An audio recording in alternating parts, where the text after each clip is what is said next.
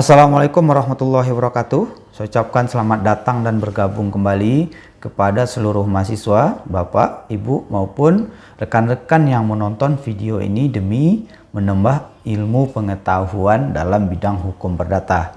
Baiklah, pada pertemuan ketiga ini kita akan membahas berkenaan dengan sejarah hukum perdata. Sebenarnya ini sudah kita bahas pada pertemuan pengantar hukum Indonesia. Nah, secara umum kita bahas berkaitan dengan sejarah hukum yang ada di Indonesia yang di dalamnya termasuk hukum perdata. Baiklah, untuk memperjelasnya ataupun mengerucutkannya akan kita bahas lagi berkaitan dengan sejarah hukum perdata yang ada di Indonesia. Baiklah, ini kita masuk kepada yang pertama, yaitu berlakunya hukum perdata di Indonesia.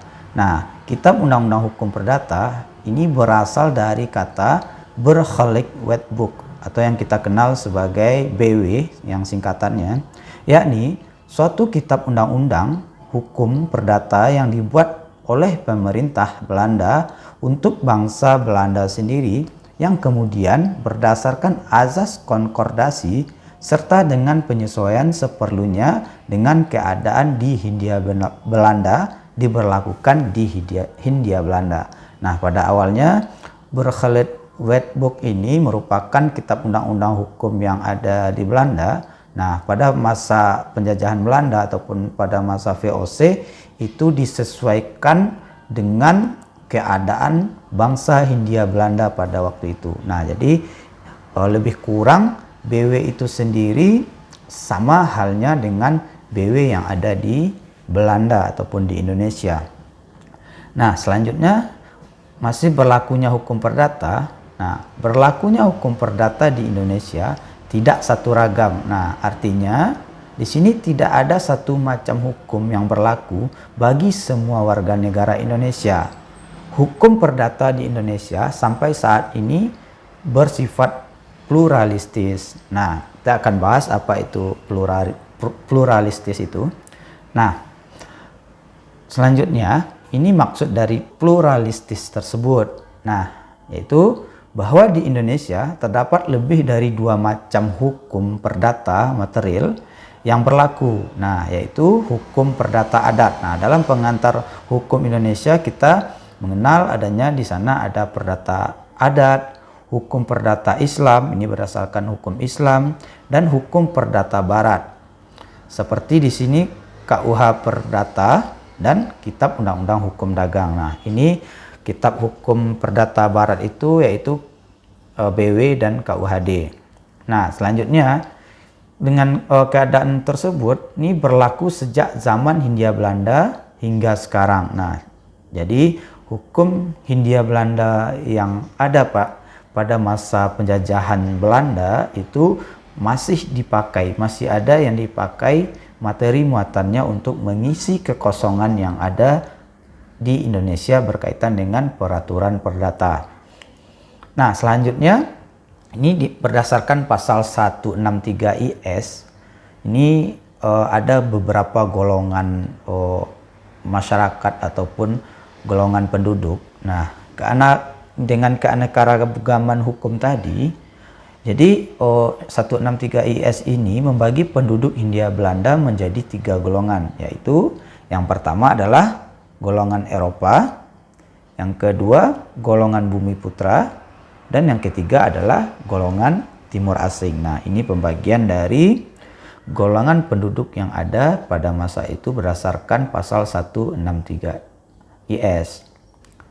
Nah, berdasarkan Stablat 1847 nomor 23 BW ini hanya berlaku terhadap orang Eropa, ini orang Belanda, orang yang berasal dari Eropa, orang Jepang, orang Amerika Serikat, Kanada, Afrika Selatan, dan Australia. Berikut anak-anak mereka. Nah, ini golongan Eropa. Nah, ini yang kedua, orang-orang yang dipersamakan dengan orang Eropa, yakni mereka yang saat BW berlaku ini memeluk agama Kristen. Nah, ini dipersamakan dengan orang Eropa, baik itu orang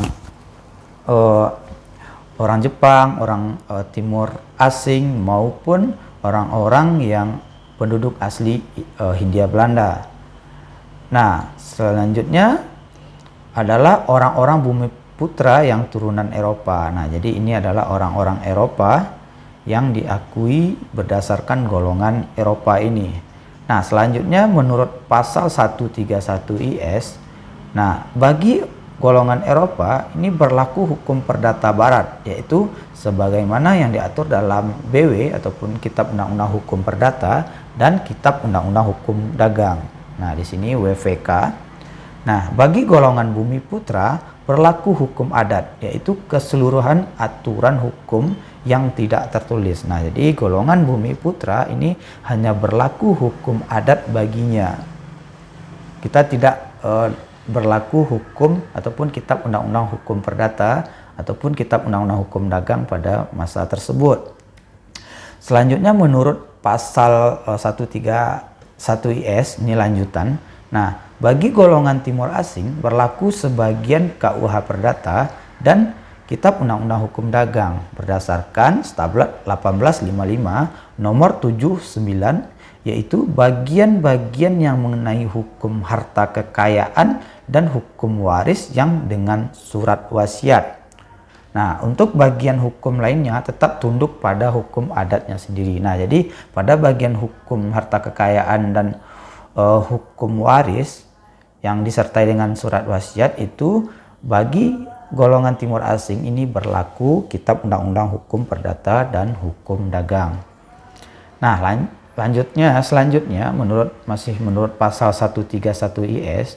Nah, untuk warga negara Indonesia keturunan Tionghoa berlaku hukum perdata yang ditetapkan dalam Stablat 1917 nomor 129. Nah, ini bagi warga negara Indonesia keturunan Tionghoa. Nah, jadi ini juga berlaku hukum perdata, yaitu dasarnya adalah Stablat 1917 nomor 129. Nah, bagi golongan Bumi Putra dan Timur asing, mereka dapat menundukkan diri dengan sukarela terhadap hukum perdata yang berlaku bagi golongan Eropa. Nah, jadi bagi Bumi Putra dan Timur asing ini juga dapat melakukan penundukan diri agar baginya berlaku hukum Hindia Belanda ataupun hukum perdata dari Hindia Belanda. Selanjutnya adalah penundukan diri itu. Ini ada 4 macam sebagaimana yang diatur dalam Stablat 1917 yaitu nomor 12. Nah, penundukan diri itu yang pertama adalah penundukan diri seluruhnya. Nah, penundukan diri seluruhnya yaitu dapat kita lihat di sini, yaitu penundukan diri pada seluruh hukum perdata barat, sehingga KUH Perdata dan KUH Hukum Dagang ataupun Kitab Undang-Undang Hukum Dagang dapat diberlakukan terhadapnya. Jadi, jika seseorang ataupun Bumi Putra melakukan penundukan diri seutuhnya ataupun seluruhnya ke pemerintah Belanda ataupun ke hukum Belanda pada saat itu, maka seluruh Kitab Undang-Undang Hukum Perdata dan Kitab Undang-Undang Hukum Dagang ini berlaku kepadanya. Selanjutnya ada lagi penundukan diri sebagian. Nah, yaitu di sini penundukan diri sebagian itu adalah penundukan diri pada sebagian hukum perdata barat. Nah, jadi hanya sebagian saja dia itu melakukan penundukan diri. Nah, penundukan diri mengenai suatu perbuatan hukum tertentu. Nah, ini hanya pada suatu perbuatan hukum tertentu. Ini bisa dipilih oleh warga negara ataupun penduduk Bumi Putra ataupun masyarakat Indonesia pada saat itu. Nah, selanjutnya adalah penundukan diri secara diam-diam atau anggapan. Nah, di sini bila golongan Bumi Putra melakukan perbuatan hukum yang tidak dikenal dalam hukumnya sendiri. Nah, jadi jika ada perbuatan hukum yang tidak dikenal dalam hukumnya sendiri, di sini misalkan adalah hukum adat ataupun hukum yang lainnya, tetapi diatur dalam hukum perdata. Ini perdata barat, maka ia dianggap secara diam-diam menundukkan diri pada hukum perdata barat. Misalnya di sini adalah menandatangani wesel. Nah, jika pada hukum adat di Indonesia ataupun Hindia Belanda pada waktu itu tentunya belum ada tentang wesel. Nah, karena dia melakukan perbuatan hukum tersebut dengan menandatangani wesel, maka dia itu dianggap melakukan penundukan diri secara diam-diam. Nah, selanjutnya berlakunya hukum perdata di Indonesia. Nah, ini dia. Pada umumnya, selain terhadap 3 golongan yang tadi, BW ataupun berkhalik wetboek itu tidak berlaku, tetapi berdasarkan pasal 131 IS dan keputusan Raja Belanda 15 September 1916, Stadblad 1917 nomor 12 Junto 528 yang mulai diberlakukan sejak 1 Oktober 1917 kepada golongan bumi putra dan golongan timur asing dengan sukarela dapat menundukkan diri kepada BW dan WVK baik untuk sebagian maupun untuk seluruhnya. Nah, jadi ini bisa melakukan penundukan diri berdasarkan keputusan dari Raja Belanda yang telah kita sebutkan tadi. Nah, selanjutnya adalah dasar berlakunya hukum perdata di Indonesia. Nah, ini dia.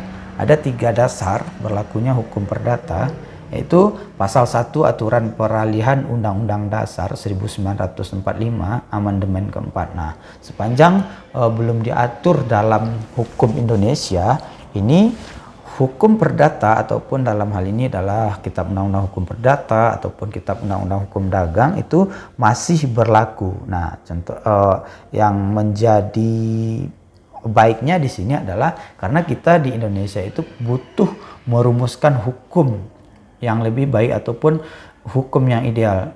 Jadi karena adanya kekosongan hukum, maka hukum perdata Belanda ataupun Hindia Belanda pada masa itu masih kita gunakan sampai sekarang, sampai tiba masanya kita bisa merumuskan sendiri materi ataupun norma-norma yang berkaitan dengan hukum perdata milik kita sendiri. Nah, selanjutnya adalah pasal 192 ayat 1 Konstitusi RIS tahun 1949. Yang ketiga adalah pasal 142 ketentuan peralihan Undang-Undang Dasar sementara yaitu tahun 1950. Nah, itu dia dasar berlakunya hukum perdata di Indonesia. Nah, selanjutnya berdasarkan pasal 2 AP Undang-Undang Dasar 1945 ini terus diteruskan berlakunya, yaitu khusus mengenai berlakunya ketentuan pasal 131 dan 163 IS perlu diperhatikan ketentuan pasal 26 ayat 1 Undang-Undang Dasar 1945 yang menyatakan yang menjadi warga negara ialah orang-orang bangsa Indonesia asli dan orang-orang bangsa lain yang disahkan dengan undang-undang sebagai warga negara. Nah, jadi berdasarkan pasal 2 aturan peralihan Undang-Undang Dasar 1945 ini sebelum amandemen, ini saya garis bawahi ini adalah sebelum amandemen karena setelah amandemen keempat itu ada pasalnya adalah pasal 1 aturan peralihan. Nah, jadi yang diakui tersebut sebagai warga negara adalah bangsa ataupun orang-orang Indonesia asli ataupun bangsa asing yang disahkan dengan undang-undang sebagai warga negara. Ini tentunya dengan bukti ada kartu tanda penduduk ataupun kartu keluarga. Nah, lanjut kita yang kedua itu selanjutnya pasal 27 ayat 1 Undang-Undang Dasar 1945 ini menentukan segala warga negara bersamaan kedudukannya di dalam hukum dan pemerintahan dan wajib menjunjung hukum dan pemerintahan itu dengan tidak ada kecualinya. Dengan demikian, Undang-Undang Dasar 1945 tidak mengenalnya adanya golongan warga negara sebagaimana dalam pasal 131 dan 163 IS. Nah, itu dia. Nah, jadi tidak ada lagi penggolongan penduduk di Indonesia setelah kemerdekaan Indonesia itu sendiri.